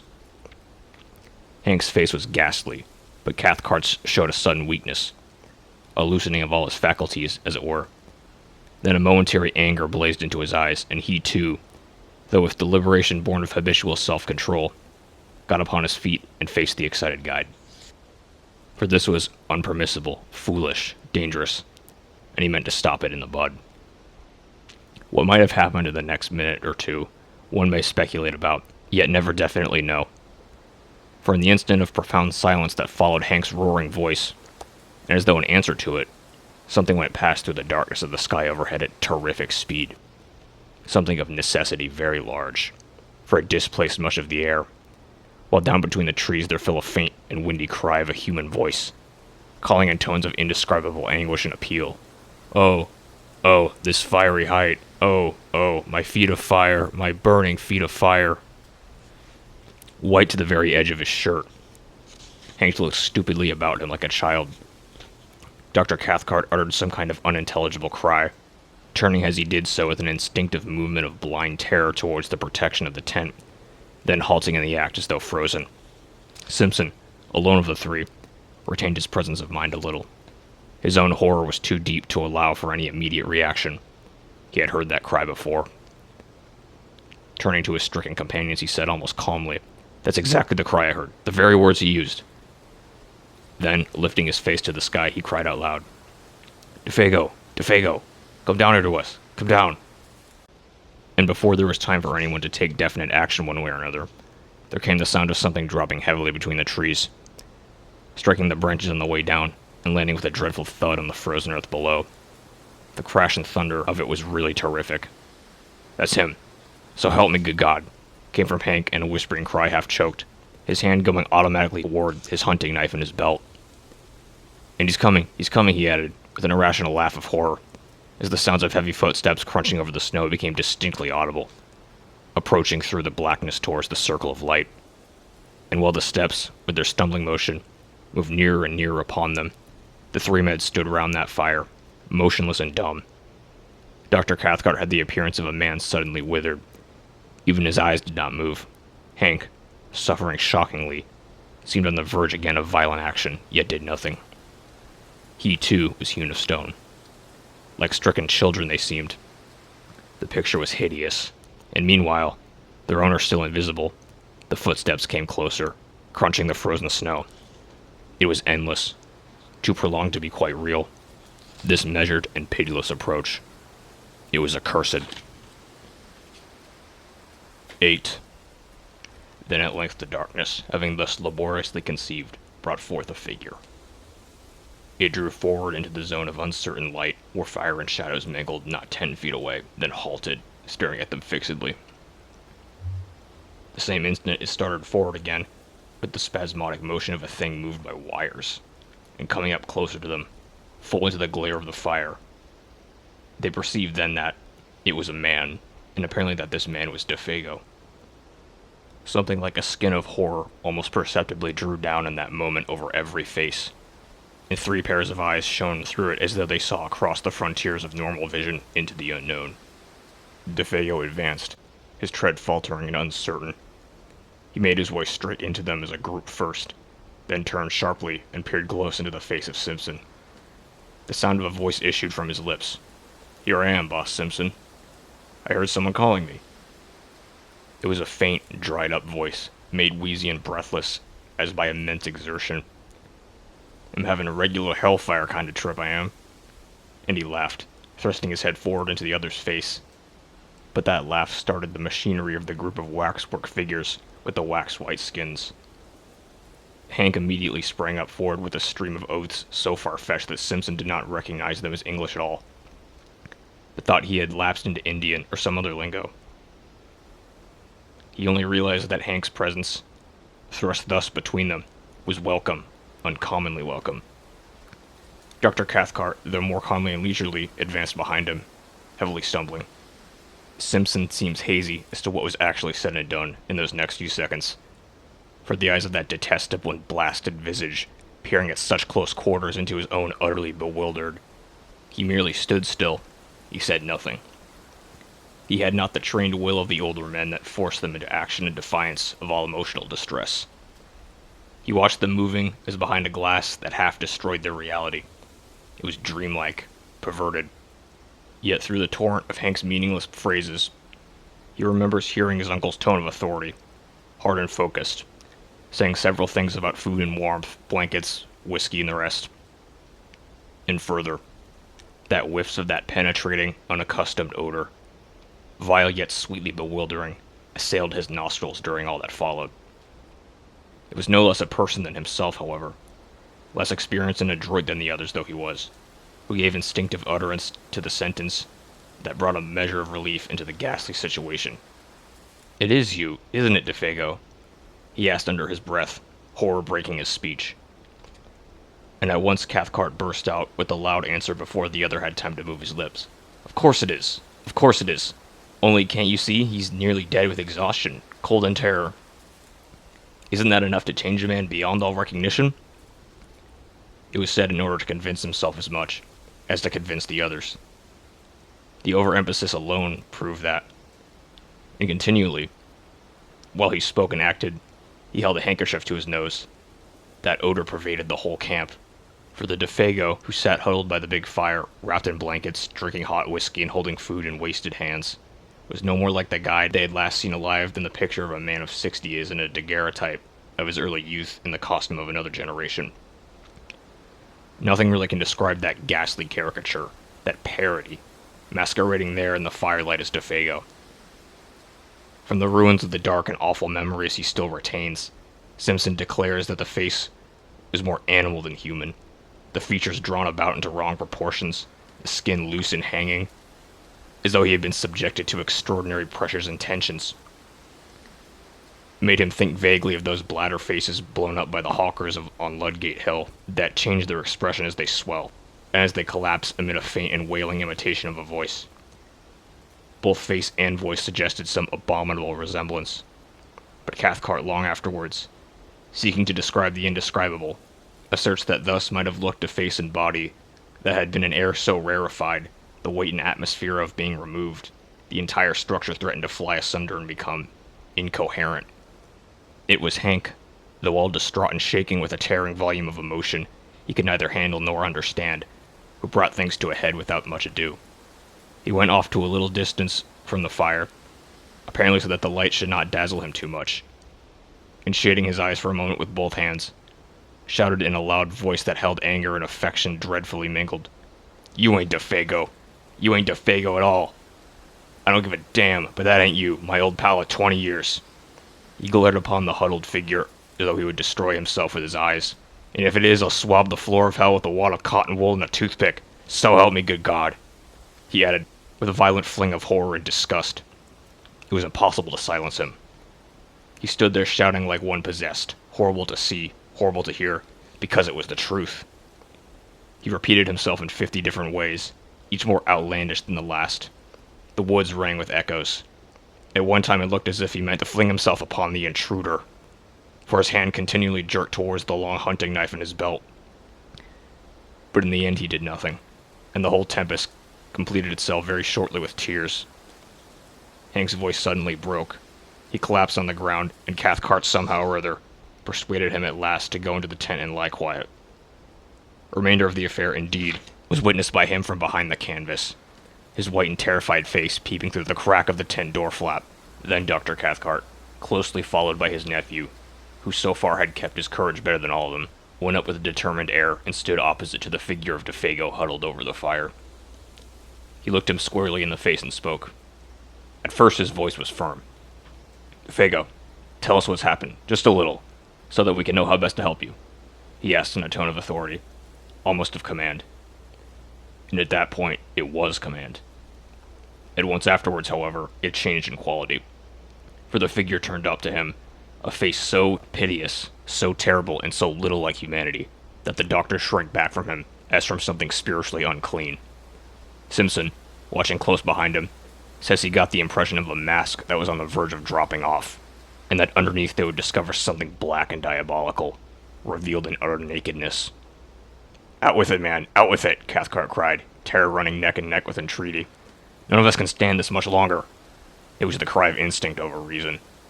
And then DeFago, smiling whitely, answered in that thin and fading voice that already seemed passing over into a sound of quite another character. "I seen that great Wendigo thing," he whispered, sniffing the air about him exactly like an animal. "I've been with it, too." Whether the poor devil would have said more, or whether Cathcart would have continued the impossible cross-examination cannot be known. For at that moment the voice of Hank was heard yelling at the top of his voice from behind the canvas that concealed all but his terrified eyes. Such a howling was never heard. "His feet! Oh God, his feet! Look at his feet! They've changed!" DeFago, shuffling where he sat, had moved in such a way that for the first time his legs were in full light and his feet were visible. Yet Simpson had no time himself to see properly what Hank had seen, and Hank has never seen fit to tell. In that same instant, with a leap like that of a frightened tiger, Cathcart was upon him, bundling the folds of blanket about his legs with such speed that the young student caught little more than a passing glimpse of something dark and oddly masked where moccasin feet ought to have been, and saw even that but with uncertain vision. Then, before the doctor had time to do more, or Simpson time to even think a question, much less ask it, DeFago was standing upright in front of them, balancing with pain and difficulty, and upon his shapeless and twisted visage an expression so dark and so malicious that it was, in the true sense, monstrous. "Now you seen it too," he wheezed. "You seen my fiery, burning feet. And now, that is, unless you can save me and prevent, it's about time for—" His piteous and beseeching voice was interrupted by a sound that was like the roar of wind coming across the lake. The trees overhead shook their tangled branches. The blazing fire bent its flames as before a blast, and something swept with a terrific, rushing noise about the little camp. It seemed to surround them entirely. DeFago shook the clinging blankets from his body, turned towards the woods behind, and with the same stumbling motion that had brought him, was gone. Gone before anyone could move muscle to prevent him. Gone with an amazing, blundering swiftness that left no time to act. The darkness positively swallowed him. And less than a dozen seconds later, above the roar of the swaying trees and the shout of the sudden wind, all three men, watching and listening with stricken hearts, heard a cry that seemed to drop down upon them from a great height of sky and distance. "Oh, oh, this fiery height, fiery height, fiery height, fire, burning feet, fire," then died away, in untold space and silence. Dr. Cathcart, suddenly a master of himself, and therefore of the others, was just able to seize Hank violently by the arm as he tried to dash headlong into the bush. "But I want to know, you," shrieked the guide. "I want to see. That ain't him at all, but some devil that shunted into his place. Somehow or other, he admits he never quite knew how he accomplished it. He managed to keep him in the tent and pacify him." The doctor, apparently, had reached the stage where reaction had set in and allowed his own innate force to conquer. Certainly he managed Hank admirably. It was his nephew, however, hitherto so wonderfully controlled, who gave him most cause for anxiety. For the cumulative strain now produced a condition of lachrymose hysteria, which made it necessary to isolate him upon a bed of boughs and blankets, as far removed from Hank as was possible under the circumstances. And there he lay, as the watches of that haunted night passed over the lonely camp, crying startled sentences, and fragments of sentences, into the folds of his blanket. A quantity of gibberish about speed and height and fire mingled oddly with biblical memories of the classroom.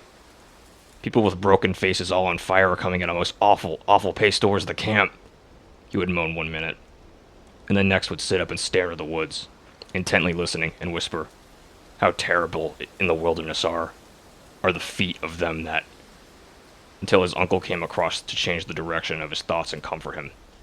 The hysteria, fortunately, proved but temporary. Sleep cured him, just as it cured Hank, until the first signs of daylight came. Soon after 5 o'clock, Dr. Cathcart kept his vigil.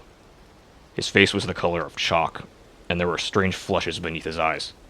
An appalling terror of the soul battled with his will all throughout those silent hours. These were some of the outer signs. At dawn he lit the fire himself, made breakfast, and woke the others. And by 7 they were well on their way back to the home camp. 3 perplexed and afflicted men, but each in his own way having reduced his inner turmoil to a condition of more or less systematized order again. 9. They talked little, and then only of the most wholesome and common things, for their minds were charged with painful thoughts that clamored for explanation, though no one dared refer to them. Hank, being nearest to primitive conditions, was first to find himself, for he was also less complex. In Dr. Cathcart's civilization, championed by his forces against an attack singular enough. To this day, perhaps, he is not quite sure of certain things. Anyhow, he took longer to find himself. Simpson, the student of divinity, it was who arranged his conclusions probably with the best, though not most scientific, appearance of order. Out there, in the heart of unreclaimed wilderness, they had surely witnessed something crudely and essentially primitive. Something that had survived somehow the advance of humanity, had emerged terrifically, betraying a scale of life still monstrous and immature. He envisaged it rather as a glimpse into prehistoric ages, when superstitions, gigantic and uncouth, still oppressed the hearts of men, when the forces of nature were still untamed, the powers that may have haunted a primeval universe not yet withdrawn. To this day he thinks of what he termed, years later in a sermon, savage and formidable potencies lurking behind the souls of men, not evil perhaps in themselves, yet instinctively hostile to humanity as it exists. With his uncle he never discussed the matter in detail, for the barrier between the two types of mind made it difficult. Only once, years later, something led them to the frontier of the subject, of a single detail of the subject, rather. "Can't you even tell me what they were like?" he asked, and the reply, though conceived in wisdom, was not encouraging. "It is far better you should not try to know, or to find out." "Well, that odor," persisted the nephew. "What do you make of that?" Dr. Cathcart looked at him and raised his eyebrows.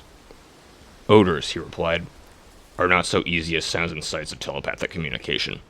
I make as much, or little, probably as you do yourself." He was not quite so glib and usual with his explanations. That was all. At the fall of day, cold, exhausted, famished, the party came to the end of the long portage and dragged themselves into a camp that at first glimpse seemed empty. Fire there was none, and no punk came forward to welcome them. The emotional capacity of all 3 was too overspent to recognize either surprise or annoyance, but the cry of spontaneous affection that burst from the lips of Hank, as he rushed ahead of them towards the fireplace, came probably as a warning that the end of the amazing affair was not quite yet. And both Cathcart and his nephew confessed afterwards that when they saw him kneel down in his excitement and embrace something that reclined, gently moving, behind the extinguished ashes, they felt in their very bones that this something would prove to be Defago, the true Defago, returned. And so indeed it was. It is soon told. Exhausted to the point of emaciation, the French-Canadian, what was left of him, that is, fumbled among the ashes, trying to make a fire. His body crouched there, the weak fingers obeying feebly the instinctive habit of a lifetime with twigs and matches. But there was no longer any mind to direct the simple operation. The mind had fled beyond recall, and with it, too, had fled memory. Not only recent events, but all previous life was a blank. This time it was the real man, though incredibly and horribly shrunken. On his face was no expression of any kind whatever, fear, welcome, or recognition. He did not seem to know who it was that embraced him, or who it was that fed, warmed, and spoke to him with words of comfort and relief. Forlorn and broken beyond all reach of human aid, the little man did meekly as was bidden. The something that had constituted him an individual had vanished forever. In some ways it was more terribly moving than anything they had yet seen. That idiot smile as he drew wads of coarse moss from his swollen cheeks, and told them that he was a damned moss-eater. The continued vomiting of even the simplest food, and, worst of all, the piteous and childish voice of complaint in which he told them that his feet pained him, burned like fire, which was natural enough when Dr. Cathcart examined them and found that both were dreadfully frozen. Beneath the eyes there were faint indications of recent bleeding. The details of how he survived the prolonged exposure, of where he had been, or of how he covered the great distance from one camp to the other, including an immense detour of lake on foot, since he had no canoe, all this remains unknown. His memory had vanished completely, and before the end of the winter, whose beginning witnessed this strange occurrence, Defago, bereft of mind, memory, and soul, had gone with it. He lingered only a few weeks. And what Punk was able to contribute to the story throws no further light upon it. He was cleaning fish by the lake shore about 5 o'clock in the evening, an hour, that is, before the search party returned, when he saw this shadow of the guide picking its way weakly into camp. In advance of him, he declares, came the faint whiff of a certain singular odor. That same instant, old Punk started for home. He covered the entire journey of 3 days as only Indian blood could have covered it. The terror of the whole race drove him. He knew what it all meant. Defago had seen the Wendigo.